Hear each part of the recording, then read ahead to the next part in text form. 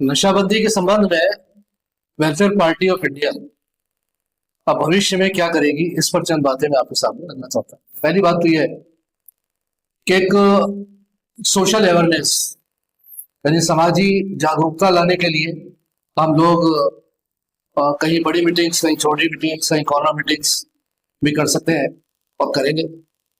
इसके अलावा प्रशासनिक जो अधिकारी हैं उनको भी, उनसे भी जाकर या उनको बुलाकर या उनसे मिल करके बात करेंगे। और इसके अलावा ये भी है कि हम ये चाहेंगे कि जो हमारे वो लोग जो सोशल वे में इस सिलसिले में काम कर रहे हैं और वो चाहते हैं कि भाई किसी भी तरह ड्रग्स का खात्मा हो, लोग खासतौर से नौजवान ड्रग्स का इस्तेमाल ना करें, उसके लिए वो प्रैक्टिकली काम भी कर रहे हैं। कई लोग ऐसे हैं जो इसमें दवाइयाँ, मेडिसिन भी प्रोवाइड कराते हैं और इसमें काम भी हो रहा है। तो हमें ऐसे सारे ग्रुप्स को जो सोशल वे में काम कर रहे हैं उनको मिलाकर उनसे बात करके और काम करना चाहेंगे। लेकिन असल चीज वही है कि सरकार पर दबाव बना करके और इसका इसका जो प्रयोग है, इसका जो इस्तेमाल है वो कम से कम हो, इस पर हम उनसे चर्चा करके दबाव बनाने की कोशिश करें। इस समय हमारे जो देश के अंदर जो सामाजिक वातावरण है उस पर वेलफेयर पार्टी ऑफ इंडिया ये देखती है और इस पर काम करना चाहती है कि हमारे देश के अंदर, समाज के अंदर जो एक बहुत बड़ी बुराई जो फैल रही है वो जाहिर है कि नशे की बुराई है। और इस नशे के अंदर हमारी युवा पीढ़ी, जिसके जरिए इस देश की उन्नति और उत्थान के लिए काम होना चाहिए और हमारी युवा पीढ़ी को आगे बढ़ करके देश के अंदर इसकी तरक्की के लिए काम करना चाहिए, वो इस नशे के अंदर पड़ी है। नशा भी तरह तरह का है, चाहे वो लिक्विड की शक्ल में है या पाउडर की शक्ल में है या इंजेक्शन की शक्ल में है। और भी कई डेवलपमेंट हुए हैं कि वो यानी हमारी युवा पीढ़ी जो है वो शराब पी रही है, इसी तरह और भी ड्रग्स का इस्तेमाल वो करती है। तो ये एक यानी होना तो ये चाहिए कि गवर्नमेंट को इस पर पूरे तौर पर बैन लगाना चाहिए। किसी भी तरह का ड्रग्स का जो इस्तेमाल है वो उस पर बैन लगना चाहिए और प्रोहिबिशन जो है वो होना चाहिए। लेकिन हो ये रहा है कि गवर्नमेंट जो भी हो, चाहे स्टेट हो सेंटर हो, वो इसके अंदर लिप्त होकर के, जो कि इससे बड़ा उसको कमाई होती है, तो उस कमाई को हासिल करने के लिए ये उस कारोबार को चलाए।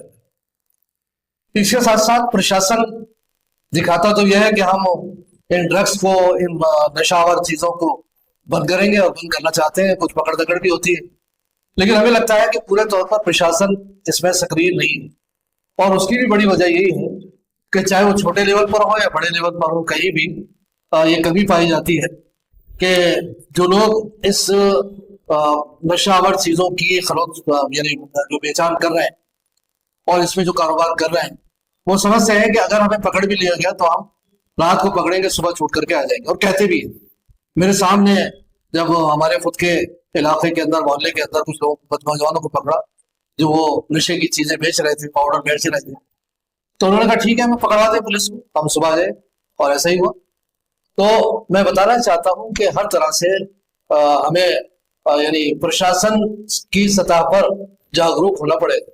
लेकिन असल जो जागरूकता है वो हमारे समाज और सोसाइटी के अंदर है कि समाज के अंदर वो लोग जो अपने आप को अच्छा रखते हैं, साफ सुथरा रखते हैं और किसी भी तरह किसी नशावर चीज की का इस्तेमाल नहीं करते और समाज की के अंदर कुछ उनका एक्टिविज्म भी है, कुछ काम भी करना चाहते हैं, तो सबको मिलकर के इस नशे के खिलाफ एक अभियान चलाना चाहिए और घर घर जागृति ला करके इस नशे के खिलाफ काम करने की, आवाज बुलंद करने की, और जिस सतह पर भी हो, चाहे वो लोकल सतह पर हो, मोहल्ला सतह पर हो, शहर की सतह पर हो या और यानी स्टेट लेवल पर का मामला हो, हमें इसको जो है यानी इस नशे की चीजों को बिकना या उसकी बिक्री जो है वो बंद करवानी चाहिए। इसके लिए समाज को पूरे तौर पर जागृत होना पड़ेगा। हमारा मानना भी यही है कि इस नशे के खिलाफ सरकार और प्रशासन को भी एक्टिव होना पड़ेगा। जहां तक मैं समझता हूं कि इसके अंदर सरकार का भी कहीं ना कहीं इन्वॉल्वमेंट है और प्रशासन की भी कहीं ना कहीं इसमें कोताही है और ढिलाई है, क्योंकि कानून को जब तक परिवर्तन नहीं होगा तब तक इसमें सुधार नहीं हो सकता है। जैसे कानून के अंदर परिभाषा है साहब, एक लिमिट है, इस मात्रा के ऊपर इनके खिलाफ कोई कार्रवाई नहीं हो सकती है। तो मेरा कहना यह है कि जहर तो जहर है, चाहे थोड़ा हो चाहे ज्यादा हो। कानून के अंदर संशोधन तब तक नहीं होगा जब तक सुधार नहीं हो सकता है इसमें।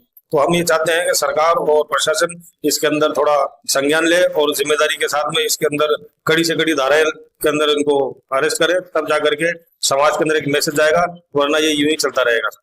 नशा एक सामाजिक बीमारी नहीं है, ये हमारी आने वाली नस्लों को खोखला कर रहा है। हमारे देश भविष्य जो युवा हैं उनकी जिंदगियां बर्बाद कर रहा है। नशे के खिलाफ बोलना, लिखना, अभियान चलाना, ये सारे काम पीपल्स पार्टी ऑफ इंडिया कर रही है, आगे भी करती रहेगी। हमारी ये मांग है सरकार से, प्रशासन से कि वो इस मामले में सख्ती बरते। ये मामला बड़ा गंभीर है, इसमें हमारी माओ बहनों की जो है जिंदगियां खराब हो रही हैं। जवान जवान बच्चे नशे की लत में नशा लेकर के मर रहे हैं। इनके खिलाफ कौन बोलेगा? उनकी जिम्मेदारी कौन लेगा? हम पीपल्स पार्टी ऑफ इंडिया के मन से ये मांग करते हैं प्रशासन से और सरकार से कि वो इस नशे के ऊपर सख्त से सख्त कार्रवाई करें। नशा एक ऐसी लत है कि जो लगने के बाद छूटती नहीं, और ये लत लगने की जिम्मेदारी समाज की भी है, और समाज के साथ खास तौर से जो नशा कर रहा है उसके घर वालों की। वो लोग उस पर ध्यान नहीं देते। मेरा बच्चा कहाँ बैठता उठता है, किसके साथ रहता है, नशा करके आया है या नहीं आया है, वो अपने सो जाता है या ध्यान नहीं रखता है, और उसको एक लत लग जाती है। अब प्रश्न ये है कि नशा जो बेच रहे हैं ये आ कहां से रहा है? इसमें सबसे ज्यादा जिम्मेदारी पुलिस प्रशासन की। पुलिस प्रशासन अगर चाहे तो एक फिल्म का डायलॉग है कि अगर पुलिस चाहे तो मंदिर के आगे से जूती गायब नहीं हो सकती। वो बात यहां भी लागू होती है। अगर पुलिस चाहे तो नशा बेचने वाले बेच नहीं सकते, लेकिन खुलेआम बिकता है। एक दो को पकड़कर रजिस्ट्री कर लेते हैं, जबकि इनके पास बहुत सारे फोर्सेज हैं, बहुत सारी ब्रांचें हैं पुलिस के पास। वो सब इस काम में लगी हुई हैं, लेकिन नशा बेचने का काम रुक नहीं रहा। ये पुलिस की फेलियर बना और पुलिस की लापरवाही नहीं तो क्या है? पुलिस ये कहती है जनता से कि आप बताओ, तो आपकी आईबी और आपकी इंटेलिजेंस और आपके गुप्तचर कहाँ है? सारे काम अगर बताने लगे तो आम जनता तो डर के मारे नहीं बताती है कि भैया कल को पता लग जाएगा और ये नशेड़ी जो है हमें मारेंगे।